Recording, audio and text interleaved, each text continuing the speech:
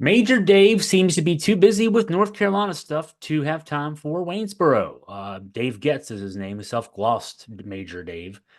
The Republican nominee in the race for the Ward A seat on Waynesboro City Council, which is coming up in this year's election cycle. Early voting starts Friday here in Virginia.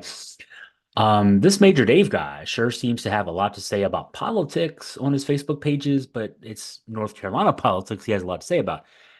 Getz, as we've written in the past, is the Vice President of Research. Again, that's self-gloss at the North Carolina-based Electoral Education Foundation. And you can tell from the party affiliation, the group's name, what the focus is there. Election, quote, integrity, unquote, is what folks on that side call it. A lot of information about new voters on the rolls every month and discussion then on the Facebook page about things that can be done to challenge voters. The issue in North Carolina is surprisingly, I think, the focus had to be to start from this Electoral Education Foundation on the state races because even though the North Carolina state legislature is, I think it's more than two-thirds Republican because of gerrymandering, at least in part because of gerrymandering. There's a sitting Democratic governor, and there's a governor's race where the Democrat Josh Stein, who is the sitting attorney general in North Carolina, has a double-digit lead on the Republican, who's also the sitting lieutenant governor, an interesting fellow named Mark Robinson. So my thinking is that, hey, Republicans are thinking we're going to make sure we do everything we can do to make sure we win those races, right? But the Donald Trump Kamala Harris race has become surprisingly competitive. Now, I say surprisingly competitive. Donald Trump ran well there the last couple of times, but Democrats have won in recent years there. The Barack Obama two elections, for example. Um, and now 538.com has Harris and Trump in a virtual dead heat. This is a must win for Donald Trump. This he needs this state and at least one of the Midwestern states, in addition to the usual core of Republican states, to have a chance to win the Electoral College. Cannot afford to blow North Carolina. And so uh, there's that reason to have someone monitoring voter registrations and promising all these things in election integrity. And then I mean, there's a rooting interest, more than a rooting interest for the Electoral Education Foundation. They have a direct stake in the 2024 state races because the guy who's running for lieutenant governor, Mark Robinson, the lieutenant governor running now for governor, is a guy named Hal Weatherman. He's the founder of the Electoral Education Foundation. So, um, Weatherman's the Republican MAGA nominee for lieutenant governor. And I mean, among the things on his campaign website, boilerplate MAGA, men out of women's sports is a priority. I mean, you wish you could make this stuff up. He lists as a priority just simply Donald J. Trump and deporting illegals and armed guards in school. This guy's he's a good MAGA. Uh, so long story short, we can forgive Getz for spending a lot of time thinking about North Carolina because I mean, this is a job.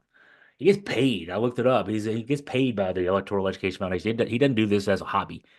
Um, and the surge in voter registration activity in North Carolina, which is his purview, self-assigned, it's keeping him super busy. And when you look at the activity in his Facebook pages, there was one from last week. Voter registrations really saw a surge in this past week with a statewide net gain of twice that of last week and almost as much as the last 2 weeks combined, which is not surprising. No matter where you are, Virginia, North Carolina, wherever, we're getting closer to the election. So, people are going to be, hey, I should go out there and make sure I'm registered. So, but he's watching. Guess who's watching? And then last week he had a post. Once again, I'm recruiting election contest monitors for the November election. You will need to be available on election night when the polls close until 100% of the precincts have reported. We need to have all 100 counties covered and as many specific contests as we can. When I spent way too much time doing this yesterday, but he's got two Facebook pages, a Major Dave Facebook page, which is, a little more formal, I guess. And then his personal Facebook page, a lot of content on both that's similar. I mean, almost like, he posts something to his Major Dave page and he just copies it and pastes it to his other page. There are some things on the personal page, like he had dinner at a barbecue restaurant in Waynesboro. It's one of the few things he's written about Waynesboro on either any of his pages, really.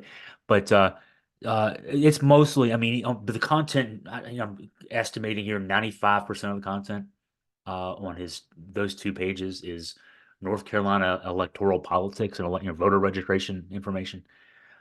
Dozens and dozens of posts of this nature. I scanned back to the early spring, so I'm asking back technically. I guess it'd be the late winter. Um, the mentions of his campaign for the Ward A seat come to a total of two. One was from April 16th when he announced he was running for the seat. The other was August 15th with the picture of a campaign sign and the accompanying message. The yard signs are finally in and assembled, so they are ready when I start knocking on doors to introduce myself. Maybe he'll start that soon. Again, early voting starts here in Virginia on Friday. Um, he did start a Facebook page for his campaign on April 16th. Unfortunately, he posted on April 16th about his campaign, and then that's it. There were two comments. One was from a lady praying for him, and the other was from somebody who doesn't live in Waynesboro saying, I wish I lived there, I'd vote for you. Um, he mentioned also in that post about a campaign website that was in the works. This is April 16th, so 5 months ago. I scoured the interwebs, did the best I could with Google, did not find anything related to a campaign website.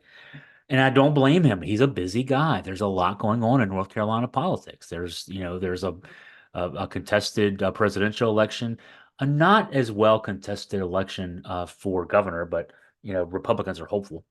Um, and he's got his head back home. I think he bought his home here in Waynesboro in 2018, but clearly his head and his heart are still in North Carolina, which is, no shame there. If I didn't live in Virginia, if I lived somewhere else, my head and heart would still be in Virginia. Um, but the thing is, if you live in Ward A in Waynesboro, you might wonder why he put his name on the ballot here if his head and heart are somewhere else. You might also wonder if it's a matter of Republicans needed somebody who lives in Ward A and he lives in Ward A.